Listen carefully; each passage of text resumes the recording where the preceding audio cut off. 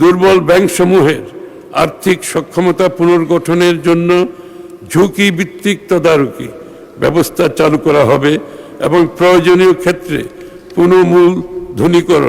পুনর্মূলধনীকরণ রিক্যাপিটালাইজেশন ও ব্যবস্থাপনা সংস্কার কার্যক্রম গ্রহণ করা হবে।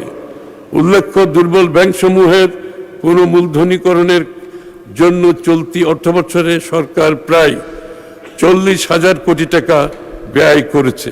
শিয়া বাটার ও ভিটামিনে সমৃদ্ধ লিলি বিউটি সোপ, তারুণ্যময় উজ্জ্বল ত্বকের জন্য। আমানতকারীদের অর্থ ব্যয় করছে। আমানতকারীদের অর্থ ফেরত প্রদানের লক্ষ্যে ব্যাংক পুনর্গঠনের উদ্যোগ নেওয়া হয়েছে।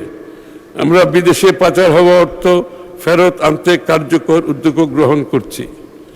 ব্যাংক কার্যক্রম পরিচালনায় রাজনৈতিক নিয়োগ ও হস্তক্ষেপ বন্ধ করা হয়েছে।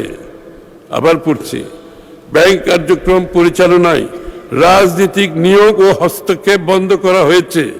এটিকে পারিবারিক প্রভাবমুক্ত করার জন্য আইনের প্রয়োজনীয় সংশোধন করা হয়েছে।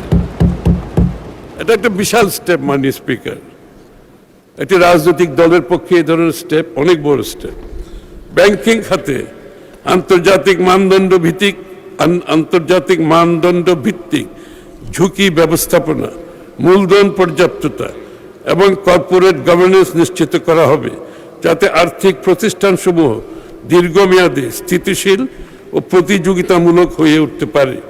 আর্থিক অন্তর্ভুক্তির পরিধি বাড়িয়ে নারী, তরুণ উদ্যোক্তা ও প্রান্তিক জনগোষ্ঠীর জন্য অর্থায়নের সুযোগ সম্প্রসারণ করা হবে। শিয়া বাটার ও ভিটামিনে সমৃদ্ধ লিলি বিউটি সোপ, তারুণ্যময় উজ্জ্বল ত্বকের জন্য।